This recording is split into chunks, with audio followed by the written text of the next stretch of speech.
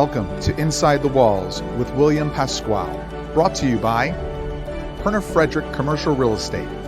Welcome to a new level of commercial real estate built upon relationships and proven results. Good afternoon and welcome to Inside the Walls with William Pasquale. And today we'll be talking about how to turn companies from suffering to thriving in this environment. And we have the expert on to talk about that. We'll be speaking today with Jason Sisneros, chairman at Anton Jae Global. Jason's a true entrepreneur. He's also a speaker, philanthropist, and a mentor. Jason is also a powerful influencer and thought leader who has used his success and influence to feed millions around the world, fight for abused women, and rescue underage sex slaves. Through the art of leadership and the science of strategy, he has become the architect, building structurally sound action and outcome-driven businesses for himself and his clients.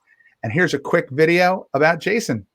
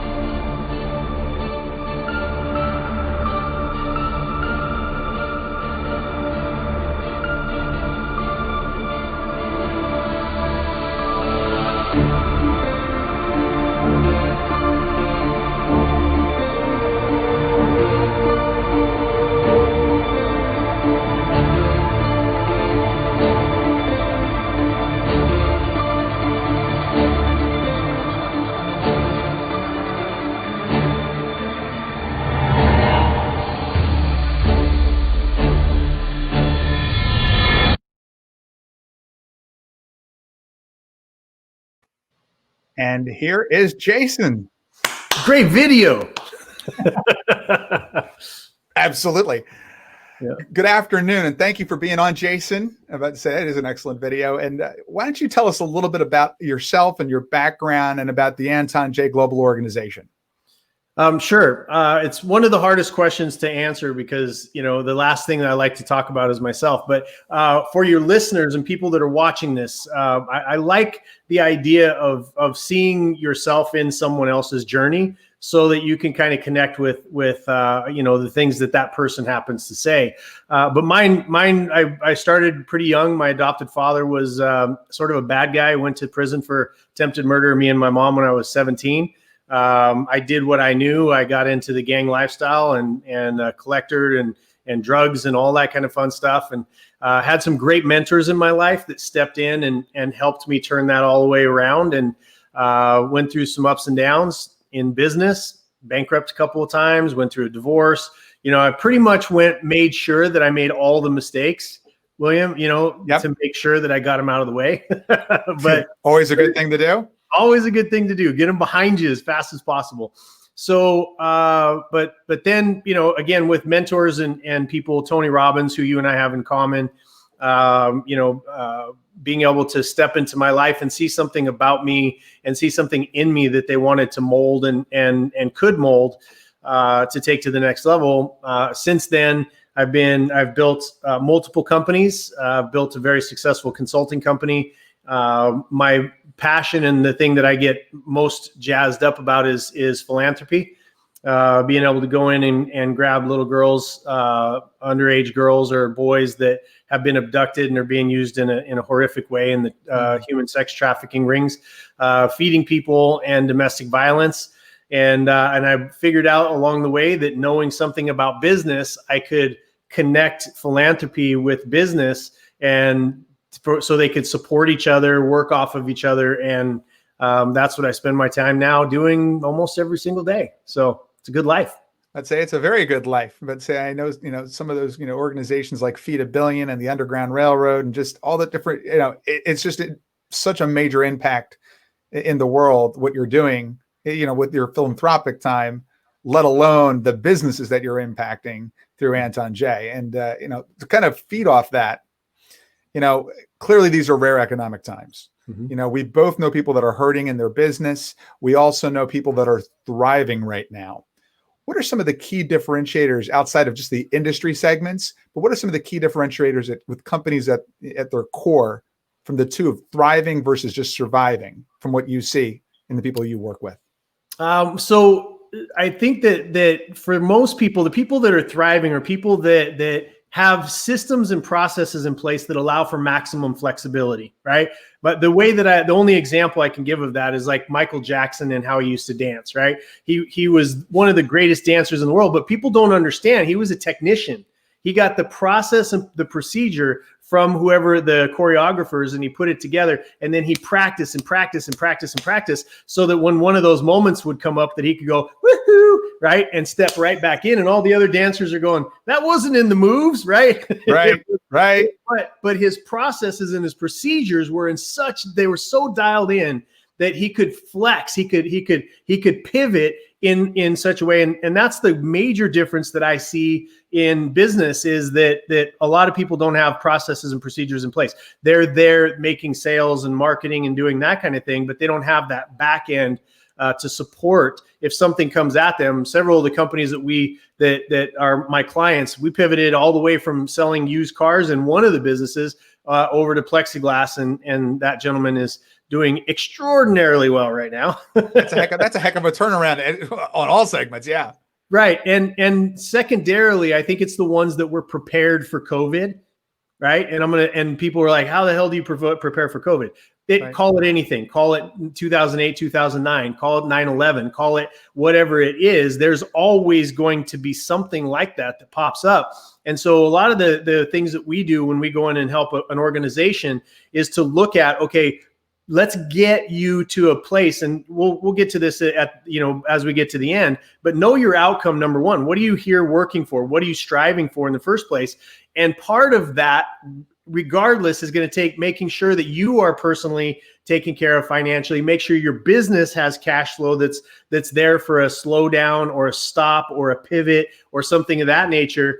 And then you're able to move on. So being prepared for a COVID or a 9/11 or a 2008, 2009 scenario those are the two biggest things: being prepared, and then having your operations and your processes and your procedures so dialed in that you can pivot on a dime.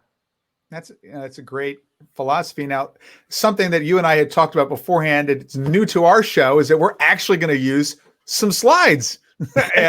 and we'll see if this works as advertised. Thank you, StreamYard, because I utilize this wonderful streaming service. So let's see if it works as advertised. There you go. So let's see here. And let's see, that's only me. There we are. There we go. So why don't you kind of walk us through a little bit of what this slide kind of described in that context. Sure. And by the way, it's the first time I've ever used slides. Anybody that's ever seen me speak around the country never sees a slideshow behind me. But what I will tell you is that we're getting very, very serious. Look, in 2019, the difference between 2019 and 2020, we've seen over 1 million more companies start. Last year, 2.6. This year already somewhere around 3.6. So you've seen about a surge, which I predicted back as this thing was going on. I said, look, having a small business is going to be the place to be right now. And I got a lot of pushback on that, but you'll love my "I told you so" reel when I get done with 2020. It's been spot on, right? So, right. And one of the things that we're doing is we're looking at the middle class as a whole, right? I'm working on really two things. I want to help rebuild the middle class through small to mid-sized companies, and then we have the Slave-Free Project, which is the combination of good people, which is our motto, right? We want to help good people make more money, get more time so they can do more good. That's how we connect the two. I'm really great at business. I'm really passionate about serving and easing suffering in the world. So that's where we're connecting. And so that brought about me thinking about these things and what I've done to buy companies, turn them around for myself, and then also for hundreds of clients through AntonJae over the years. And it breaks down this way. When you're looking at this triangle, most people are engaged in sales and marketing. And what happens when sales slow down, right? What happens? You're out of business. SBA, even all the way up to 2019, said that 50% of all small businesses fail in the first year. 50%, right? Yeah. So think about that. We have 3.6 million. That means 1.7 something million businesses will be gone by this time next year, right?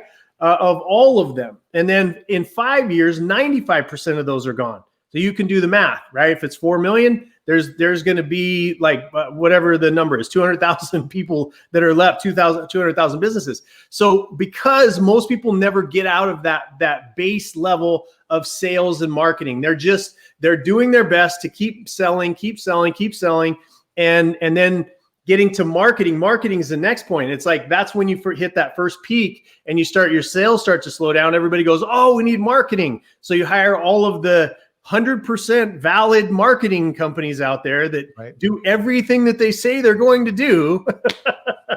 Sarcasm, right? Hint, hint.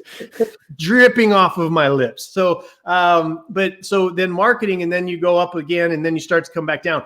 Really, on that way down, unless you understand that you've got to have operations, right? Which means that you have to have systemized ways to deliver on the promise that sales and marketing had, then you're dead in the water. You're just going to keep looking for people that don't know how bad you suck, and instead of getting these things called referrals.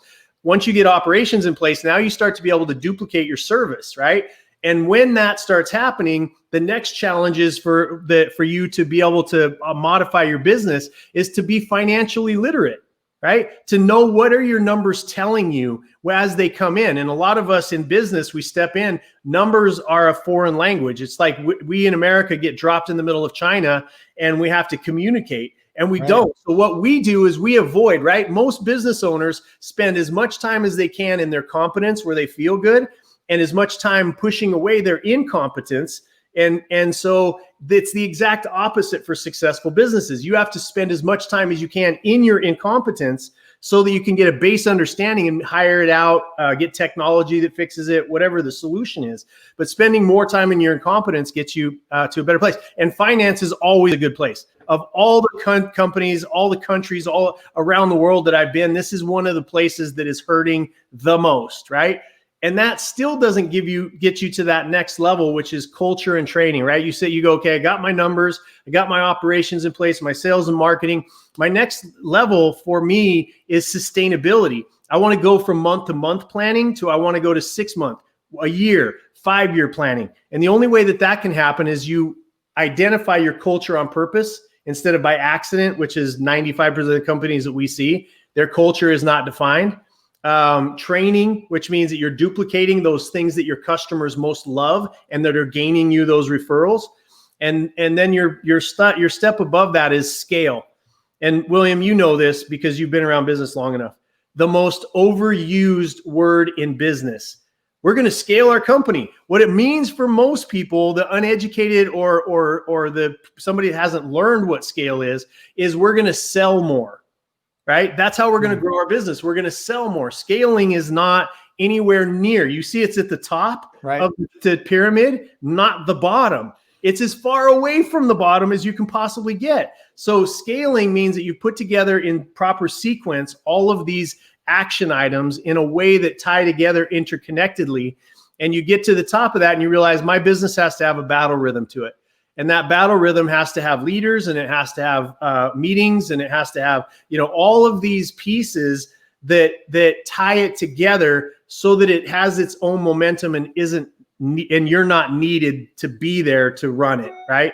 So scale is the most misunderstood, therefore the least hit objective of any business. Wow, that's just just an incredible amount of information that I'm sure everybody can relate to and get and understand as business owners. Now, on your website, I also saw a video on the concept of like a ridiculous optimism, which I loved from a business ownership standpoint. What are the top? But it also talked about having the right foundations for a business, and you kind of were talking about that a little bit. that companies really need to look at to improve their business exponentially? What do companies really need to dial into? Mm-hmm. So what you're talking about, like if you think of it everybody's seen the crazy hot matrix, right? So you've got an A and a B, and our matrix in business is a mixture of arrogance and ignorance, right? Arrogance and ignorance. Okay. When you're talking about ridiculous optimism, you have to, like, it's not even a bad thing. Everybody goes, oh, he's just calling me arrogant and ignorant. We all have to be. Why? Because we're going to start something that 50% of people fail in the first year, and 95% are out in the first 5 years. Like, we're going to start that and think we're going to do something different. So that ridiculous optimism is needed in the beginning. But if you can if you play arrogance out, you end up with competence, right? And confidence. Confidence means that you now know your skill sets. If you play ignorance out far enough, you become educated.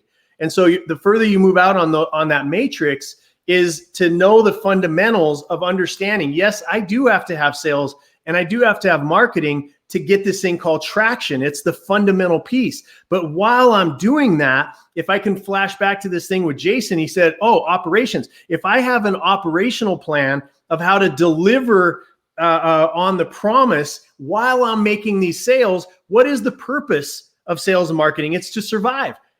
And that's all you're ever going to do unless you get to that next level, which is to get referrals. Referrals brings down your acquisition price of your customers. It makes your business more sustainable. It leads to all of the upper parts of that triangle because your systems are built in such a way that guarantee and are focused on customer delight and employee satisfaction. Now that, and so that operational piece, so these are the fundamentals. And then getting to know your numbers, having somebody that an outsourced person, like when you go to China, the best thing for you to do is to have a translator. Right. So find somebody that understands finance and help you speak the language so that you understand when you're looking at your P&L, you don't go straight down to the profit margin, which is a myth and a anyway, right? You can't win the game if you don't know the score. You can't win there you go. Keith Cunningham 101, baby. Right. So, yes. Yeah. And so that's a big piece of it, is knowing what fundamentals that you need to study. And unfortunately, business is like having a baby. There's no instruction manual. Right. I mean, you can go to business school.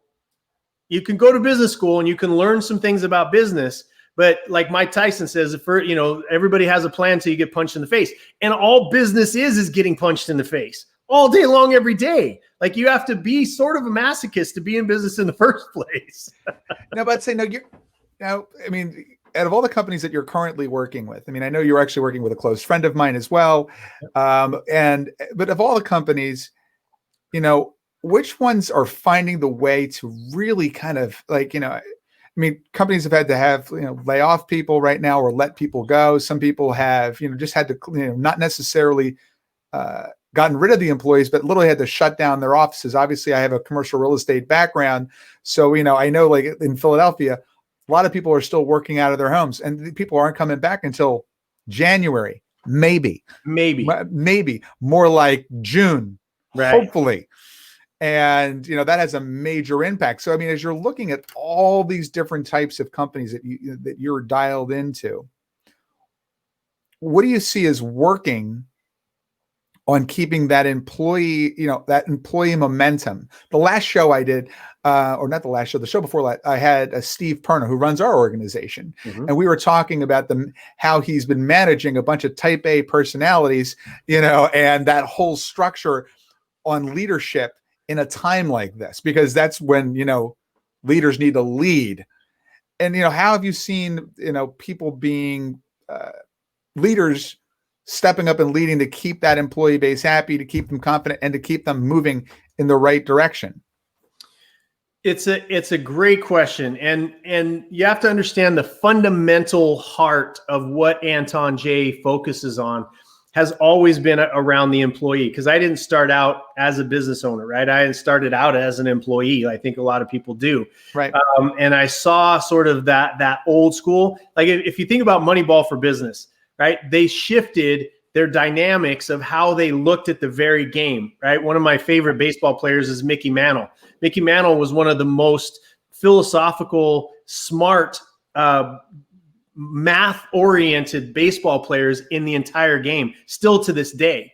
And he said at the end of his career, which was very long, very illustrious, broke all kinds of records and that still stand today. And he said, it's amazing to me what I don't know about the game that I played my entire life, right? It's amazing how much people don't know about business, that this game that they're playing over and over and over again. So one of the key fundamental places for you to start, it has to erase things to get to this point, which means that I am going to set my business up to deliver on the outcomes of my employees. Now, in order to know the outcomes of my employees, I have to ask them, what are their outcomes, right? What do you want out of life? Because what I want out of life, the problem is we hire a whole bunch of people thinking that they're us when we're, a small percentage of the world, there are idiots that want to start a business, right? Everybody else works for us idiots. And so that employee doesn't want the big house or the jet or the cars or whatever it is. They may simply just want to buy their first new home. They may just want to put a kid through college. They may want to go to the finals of the NBA finals, right? Whatever it is, there's such a small amount of people out there that ever ask that question. And the answers that we get, pretty much the reason is when we ask that question, oh, I heard it on a podcast, I should ask my people what they want. What's going to get back to you is just say, look, I want to have a good time. I love this company. I love you. And it's all the surface stuff and surface answers that they're giving you. You got to dig past that. No, why are you actually working here, right? What is it that you actually want to accomplish with your life so that I can now design my business and your position around that outcome? Right. And that starts to tie together this thing called gamification. I built an algorithm about 9 years ago on how to gamify business. In other words, how to get that same dopamine hit that you get with Angry Birds that grew into a $6 billion company. Right. I don't want to talk about how much time I actually spent playing that game. Yeah, I didn't spend any time. It was I know, but the fascinating thing was I was playing it literally like sitting, where you normally sit when you're playing, Angry Birds. And I'm thinking to myself, why am I doing this? And then that got me to dig in and say, I look into the company called Rovio who owns it. And Great company. Like, $6 billion. Great company. And that took me down this other rabbit hole called gamification. And how people get addicted to things and it's small dopamine hits. And then I'm thinking to myself, what if everybody that was working with me could get dopamine hits while they're at work? Like, what if we gamified? Everybody wants to win. In my opinion, everybody wants to win. And the person that's whining about their employees the most is the person who is doing the worst job at being a leader. Right. And I hate to say that, but business owners need to either hear what they need to hear, and they can get upset if they want. I don't care. I don't need your business, but this is the point. You need to know the truth if you're going to address it. Right. So I got fascinated by that. That drove me down a hole, William, that led me to going to work with Oracle and trying to figure out, not with Oracle, hiring Oracle. I went up in their stunt plane and all this other kind of stuff. That's how embedded and dug in we were to figure out, how can I gamify every business that I own, right? 6,500 employees. What could I do for them to love coming to work? And how could I take what they're doing and add in the math of my P&L and connect it to the outcome of their business and have the tip of the triangle be what they want out of their life and help them get it. Now you're taking a pro look at your business and you're getting involved in the things that need to happen. Problem is everybody's playing the same damn game that is old, it's tired, it's dusty, it doesn't have application. You have millennials now, you have a different environment with technology. You have to adjust to that.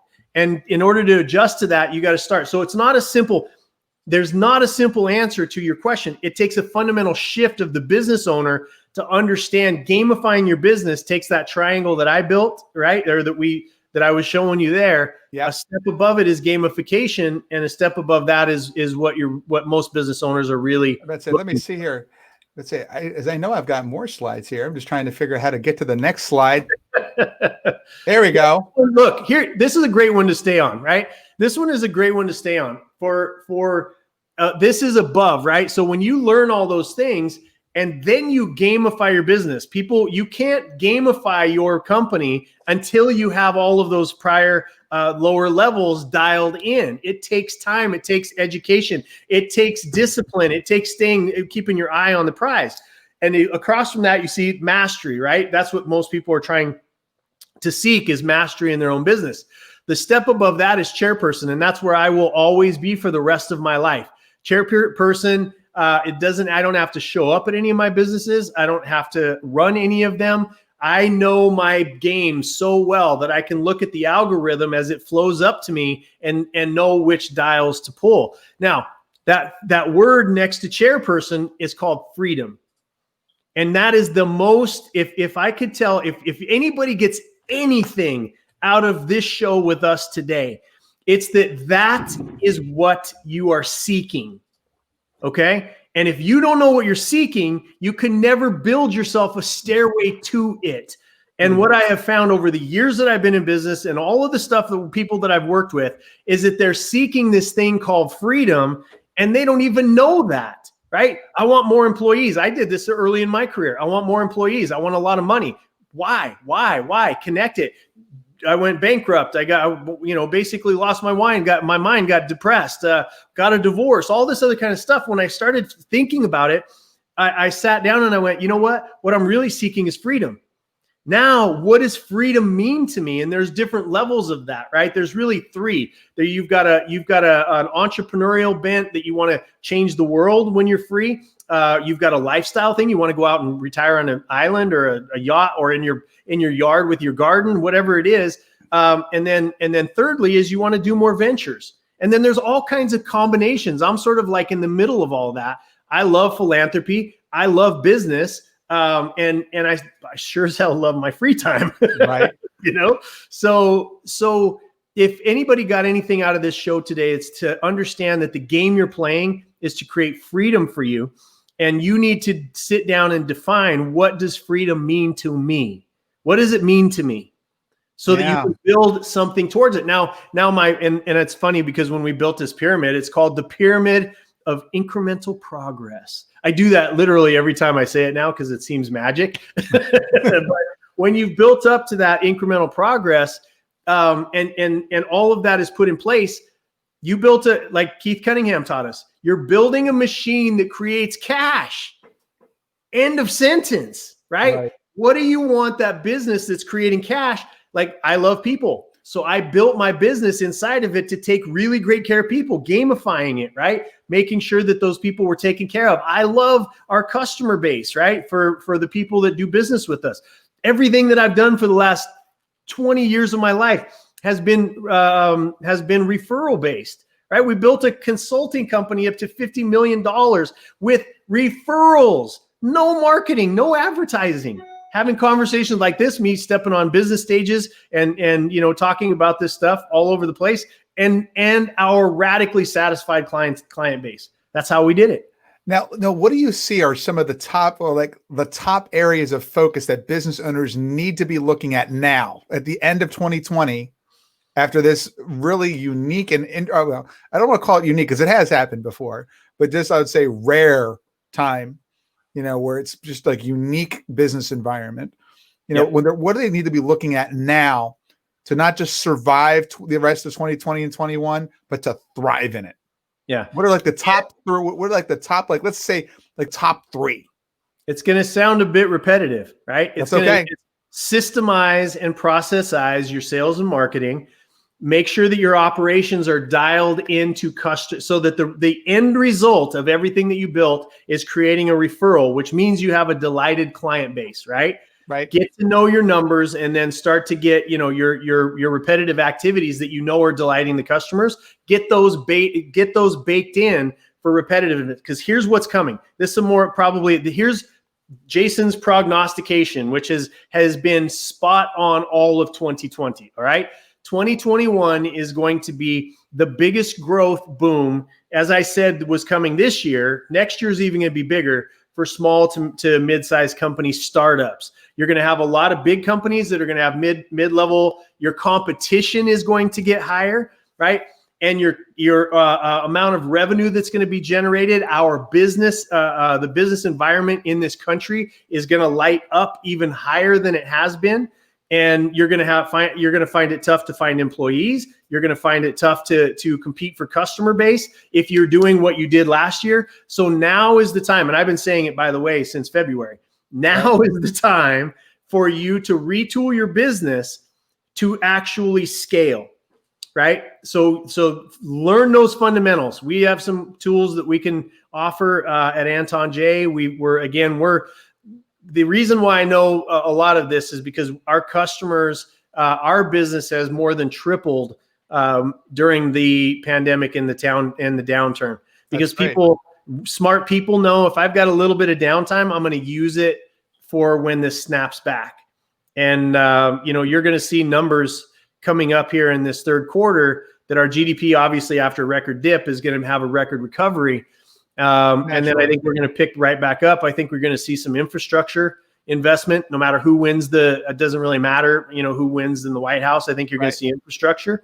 That's going to make the wages higher. That's going to put the disposable dollar of the American at a much higher level than it has been historically. And people are going to be wanting to start their own companies and their own businesses and have their destiny in their own hands. And you need to be ready for the competition. You need to be ready with your small business. You need to understand that we're playing Moneyball. If you haven't watched the movie Moneyball, understand that there is a new way to play the game of business. And if you don't know it, you're going to be left behind. Fascinating episode. This is like really fantastic. Jam-packed. So we have just in final hug. Let's see, what's your mug say there? Don't get on me for the femininity of it. It's my girl. That's okay. That's awesome. That's like mad. It's like big, man. I love big mugs. She usually used to have these little teacup size things, and I'm like, I mean, even with my pinky, this thing is like 2 sips. So she thought she was being a smart aleck and got these bowl size things. I love them. That's perfect. So we have a tradition here on Inside the Walls. We have wisdom on the wall, words that you live by, mantras, something that drives you in your business and or your personal life, every day when you're moving forward. It's just, what would that be for you? So for me, it's knowing, look, everybody's life has to have meaning to it, right? Man's Search for Meaning, Viktor Frankl, right? 101 has to have meaning. The meaning that I have given my life is that my businesses and my business expertise can be used as a tool by God, by charities, and used as skill sets to be able to ease suffering, right? Everybody thinks that we're going to cure this and cure that, and we're going to end this and we're going to end that. Look at our human nature is that suffering is part of it. And for us to ease the unnecessary suffering of real victims, right? We live in a society where victimhood is rewarded, no matter, people are mad at me because they're prejudiced against bald-headed people, whatever. We've made up all kinds of things for that, right? But you're just in denial, bro. I'm getting there, man. I'm getting there. It's not a receding hairline. It's a protruding forehead, right? It's a solar panel for a love machine. That's the one that I really love. Yeah. So, but at the end of the day, like your meaning, and I've tried to retire a couple of times, was miserable. When I figured out I don't want to retire, I want to work hard for the rest of my life for the right reasons. And if I can help good people make more money, then they're going to help charities, and they're going to help those charities are going to learn business skill sets and tools, and they're going to be resourced. And when it's $3,600 for us to per little girl or little boy that we rescue, the more $3,600 that I can stack up. Yes, I do put on the bulletproof stuff and go in and get the kids myself, but I also have this tool when I'm not doing that to be able to help people like that are watching this show really make a lot more money so that they can have an impact. Doesn't have to be the things I'm passionate about, but your life has to have meaning.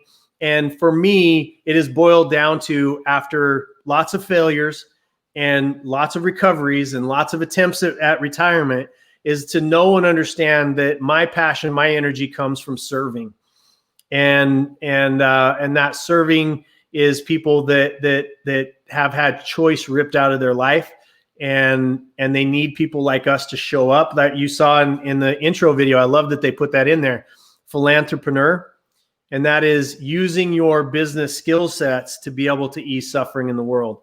And I think the more that you do that, the more that you can give and serve without any expectation of anything coming back to you, the more that you gain that peace that I think that people think they can buy with $1.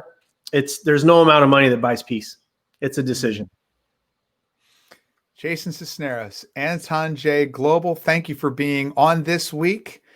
And definitely appreciate that, and hope everybody got a lot of info, because I know that there's just so much that we're going to be breaking up over the next week or two. And with that, thanks for having me on, brother, and thanks for the show that you do. You're adding value in a time where people really, really need it, and you're bringing on people who are sharing, which is a great thing for people to understand about you and about the outcome in this world. Is that people that know stuff are really, really happy to share it with you when you ask and when you're going to do something with that information. So great job. Thank you very much. I appreciate that. Next week, we'll probably, I would say probably be taking off for the election, although, there's a possibility I might do a special episode during that of a different flavor. We'll see. Ooh. That being said, everybody, thank you for coming on and enjoying this with us, and have a great afternoon.